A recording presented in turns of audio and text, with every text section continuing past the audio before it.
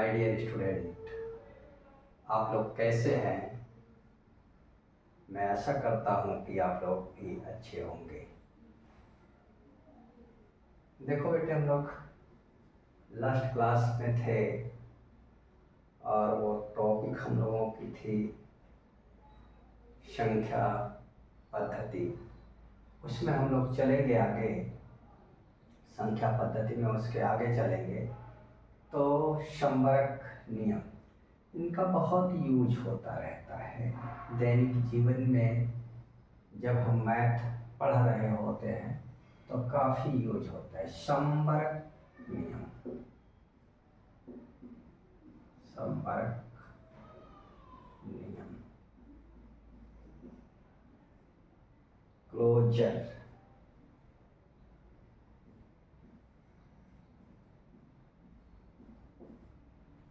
Closure properties,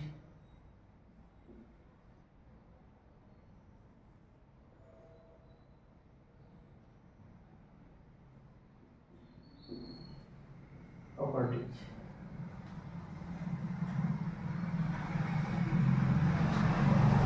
closure properties, संवर्ग नियम। इसके बाद क्रम विनिमय नियम, क्रम विनिमय नियम, commutative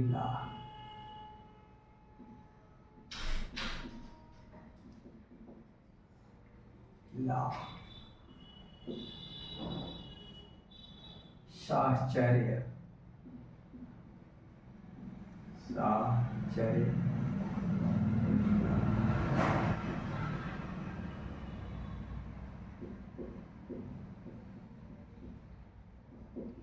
CAD law,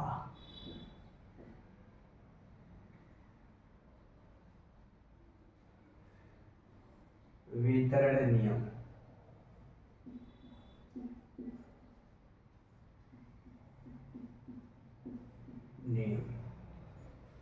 distributive law,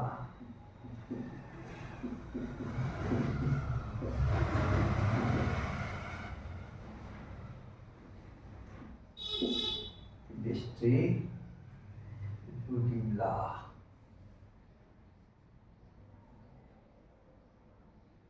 इन नियमों के बारे में जब हम जानते हैं तो आगे जब सिंप्लीफिकेशन वगैरह करना होता है तो हम आसानी से उन्हें सीख लेते हैं। जैसे अब संवर्ग नियम क्या है? नंबर 1, 2, 3, 4। अब हम संवर्ग नियम, सारे नियम आपको लिखा और आप एक एक की व्याख्या करेंगे। संवर्ग नियम, संवर्ग नियम, क्लोजर प्रॉपर्टीज।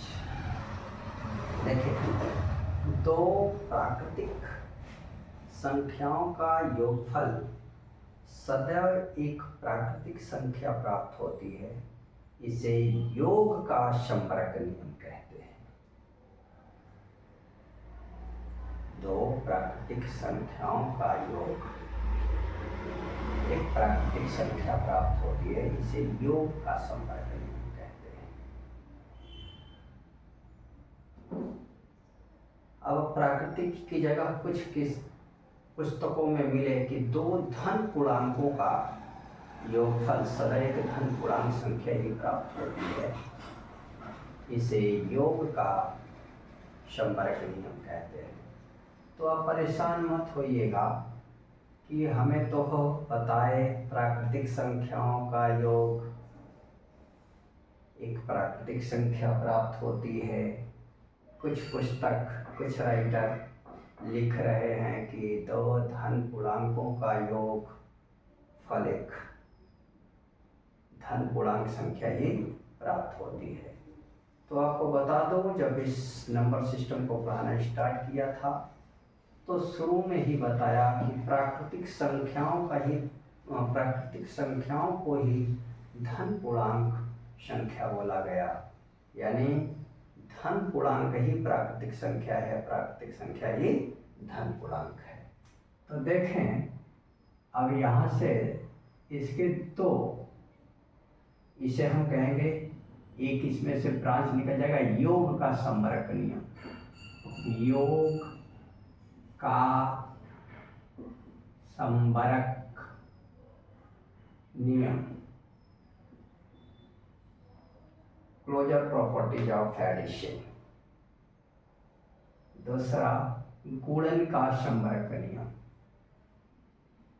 गुणन का संबरक नियम, गुणन का संबरक नियम, closure properties of multiplication, closure property of addition,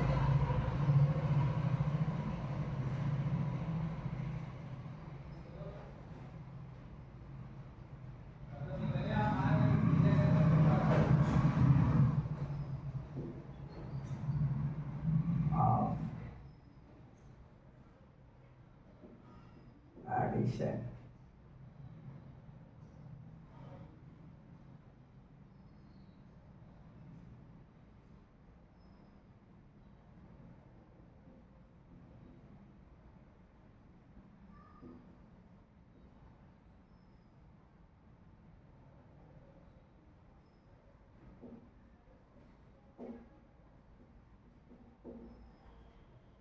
Closure property of multiplication, multiplication।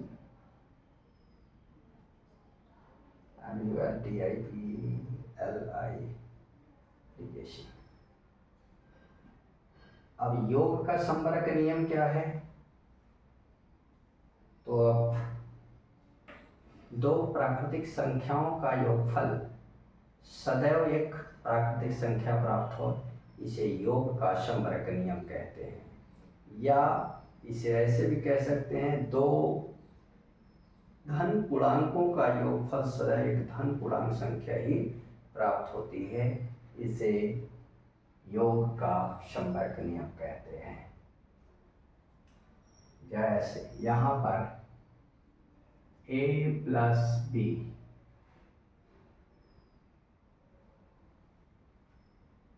योग का संबरक नियम,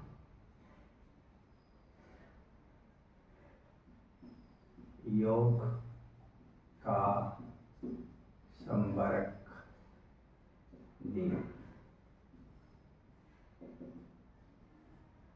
यदि ए और बी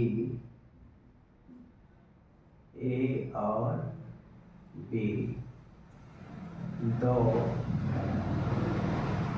प्राकृतिक संख्याएं हैं तो उनका योगफल भी एक प्राकृतिक संख्या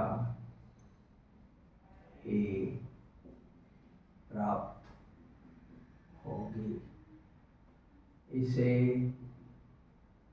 योग का संबरक नियम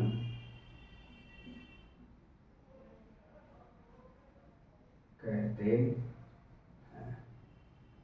यदि ए और बी दो प्राकृतिक संख्याएं हैं तो उनका योगफल भी एक प्राकृतिक संख्या ही प्राप्त होगी, इसे योग का संबरक नियम कहते हैं।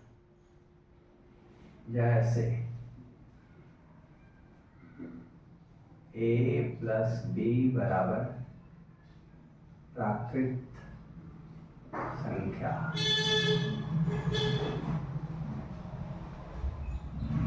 फिर गुणन का संबरक नियम,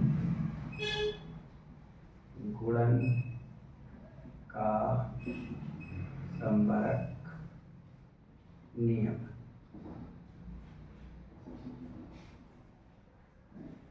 देखिए गुणन का संवर्ग नियम क्या है, दो प्राकृतिक संख्याओं का गुणनफल भी एक प्राकृतिक संख्या ही प्राप्त होती है। इसे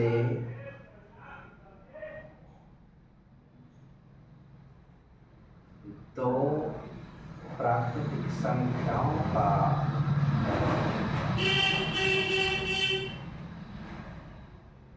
दो प्राकृतिक संख्याओं का गुणनफल भी एक प्राकृतिक संख्या ही प्राप्त होती है। इसे गुणन का संवर्ग नियम कहते हैं।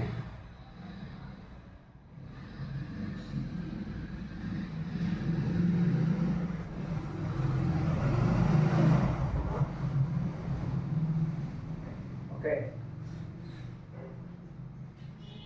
इसको इस प्रकार भी कह सकते हैं, द धन पूर्णांकों का गुणनफल भी एक धन पूर्णांक संख्या ही प्राप्त होती है। इसे गुणन का संवर्ग नियम कहते हैं। यदि ए और बी दो प्राकृत संख्याएं हैं,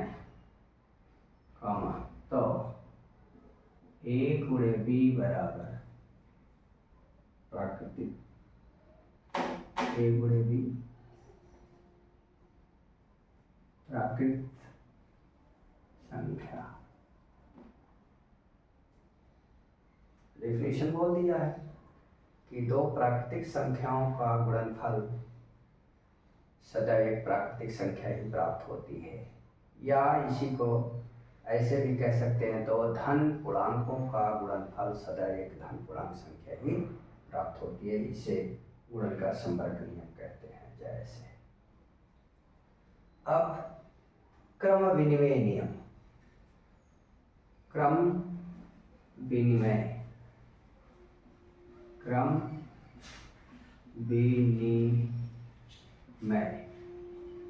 नियम, क्रम विनिमय नियम कम्युनिटी लॉ इंग्लिश लिखा गया है, ठीक है। क्रम विनिमय नियम, दो प्राकृतिक संख्याओं के क्रम को बदल देने पर उनके योगफल और गुणनफल में कोई परिवर्तन नहीं होता, इसे क्रम विनिमय नियम कहते हैं। अब क्रम विनिमय नियम के भी दो पार्ट होंगे। क्या क्या होंगे? क्रम विनिमय के दो पार्ट होंगे, योग का क्रम विनिमय नियम और गुणन का क्रम विनिमय नियम। योग का क्रम विनिमय नियम,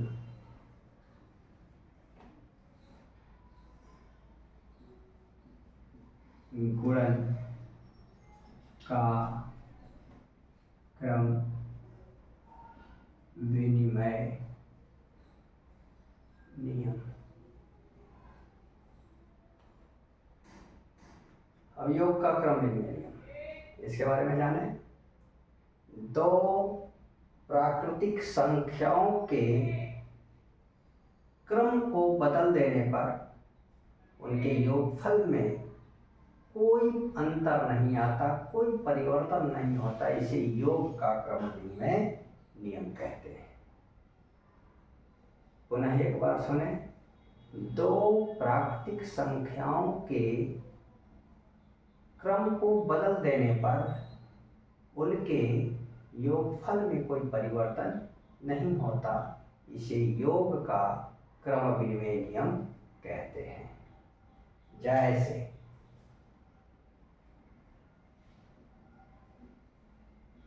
ए प्लस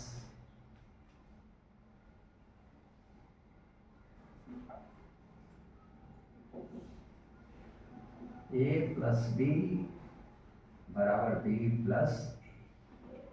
देखिए इनके क्रम को बदल दिया, 2 + 3 5, 3 + 2 5। संख्याओं के क्रम को बदल देने पर उनके योगफल में कोई परिवर्तन नहीं होता। जैसे हम लिखते हैं यदि ए और बी दो प्राकृत संख्याएं हैं तो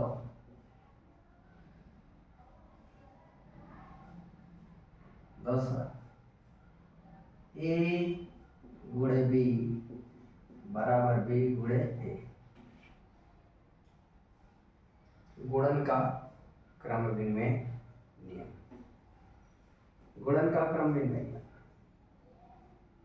जब दो प्राकृतिक संख्याओं के क्रम को बदल देने पर उनके गुणनफल में कोई परिवर्तन नहीं होता, इसे गुणन का क्रम विनिमय नियम कहते हैं। जैसे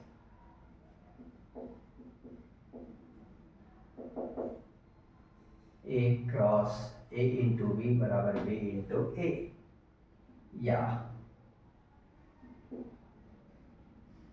5 इंटू 3 = 3 इंटू 5। 5 3 या 15, 3 5 या 15।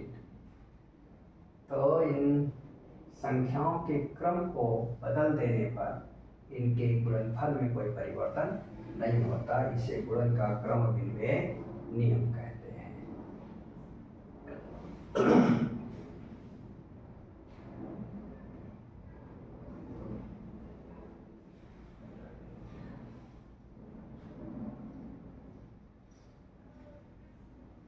अब देखिए नंबर 3,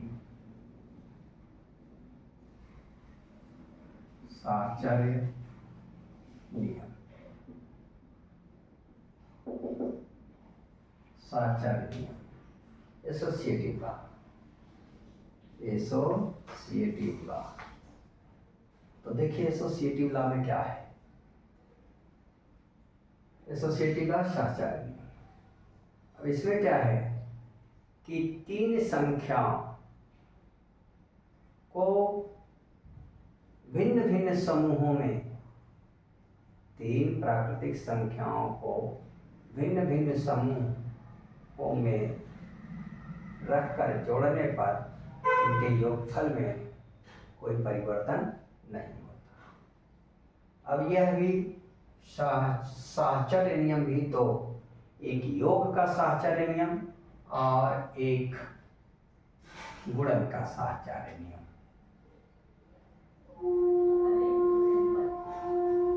योग का साहचर्य नियम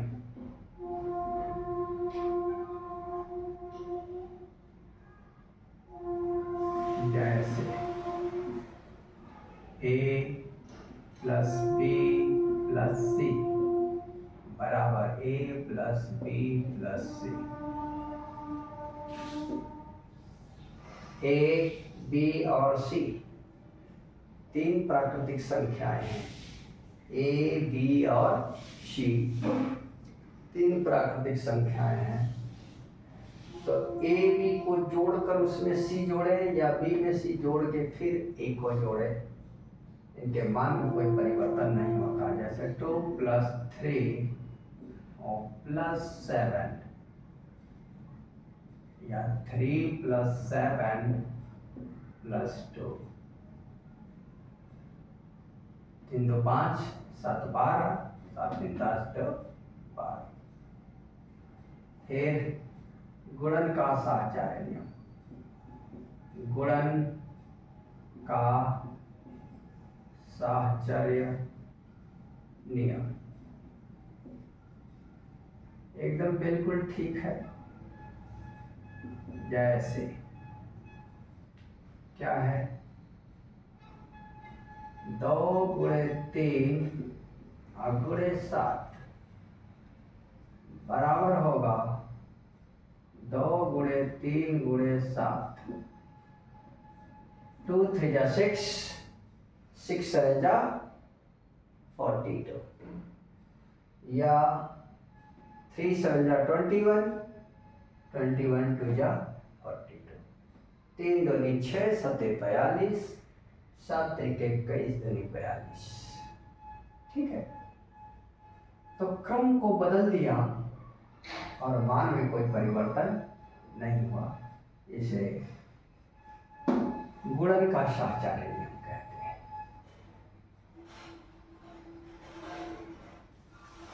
अब नंबर 4 वितरण नियम, योग पर गुणन का वितरण। नंबर 4 योग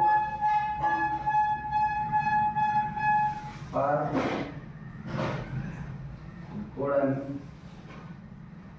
का वितरण नियम, योग पर गुणन का वितरण। ठीक है बेटे, योग पर गुणन का वितरण नियम ये क्या है? जैसे a गुणे b प्लस सी, तो क्या हो जाएगा? a गुणे b प्लस a गुणे सी।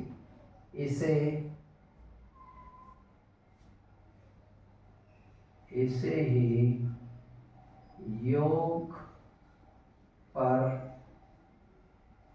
गुणन का वितरण नियम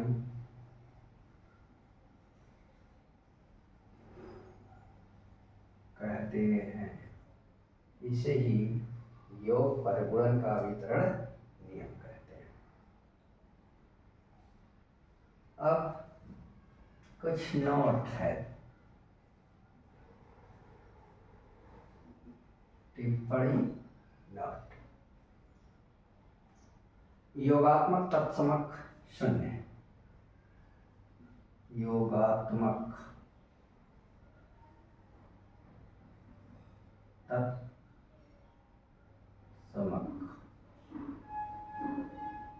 एडिटिव आइडेंटिटी शून्य,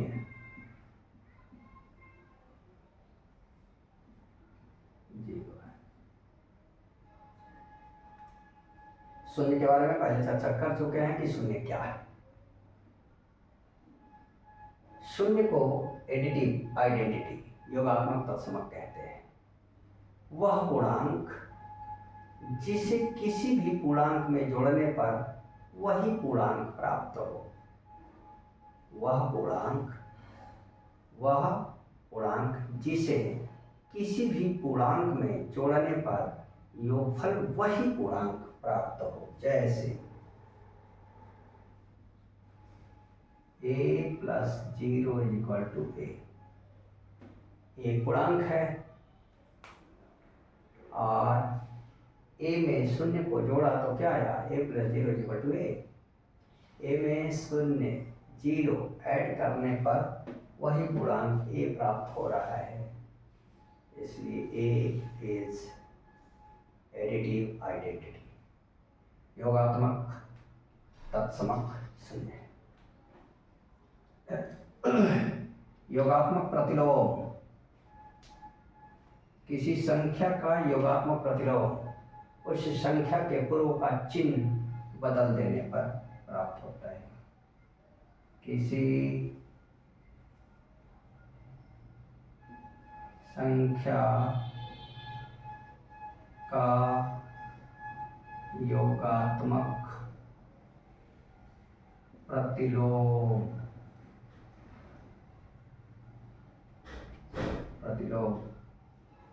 उस संख्या का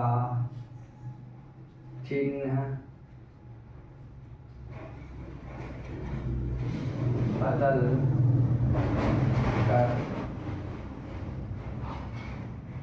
रखने पर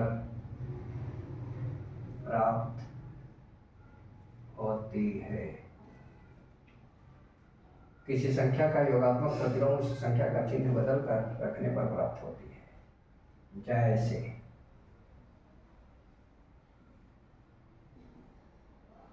ए का योगात्मक प्रतिलोम माइनस ए, माइनस ए का प्लस, केवल साइन चेंज कर देंगे। कोई भी नंबर दिया गया है, कोई भी राशि दी गई है, उसका एडिटिव इनवर्स निकालना है। योगात्मक प्रतिलोम को एडिटिव इनवर्स इंग्लिश में कहते हैं। तो ए का एडिटिव इनवर्स माइनस ए का प्लस ए।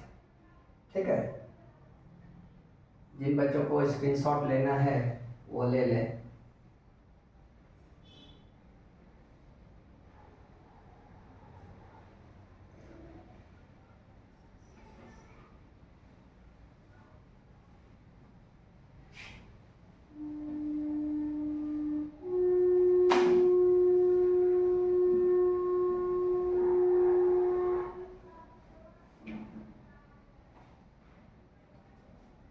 अब गुणात्मक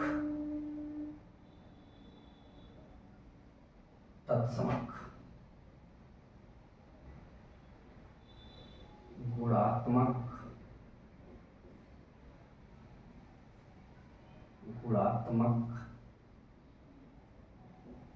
तत्समक वन है।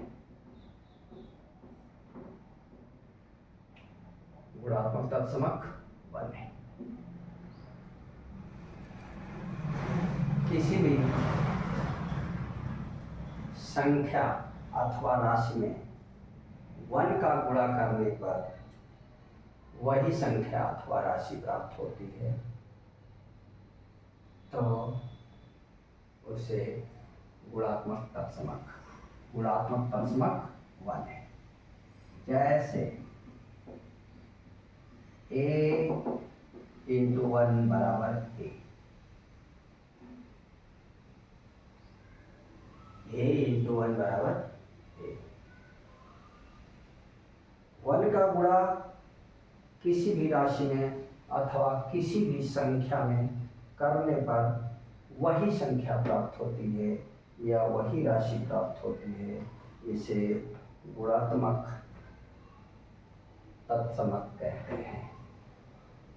इंग्लिश में गुणात्मक तत्समक को मल्टीप्लिकेटिव आइडेंटिटी कहते हैं।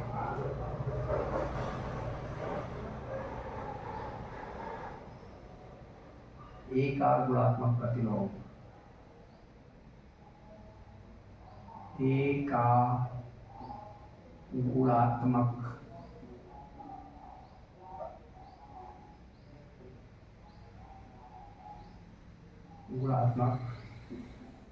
प्रतिलोम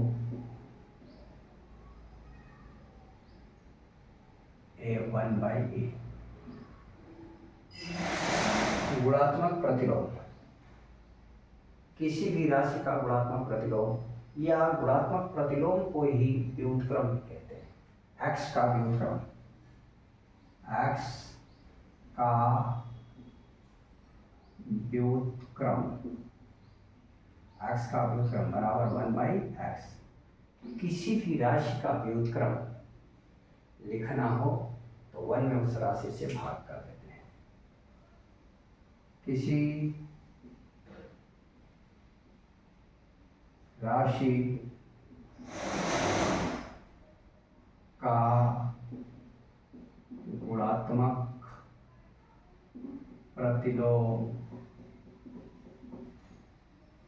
बराबर एक बटे वह राशि।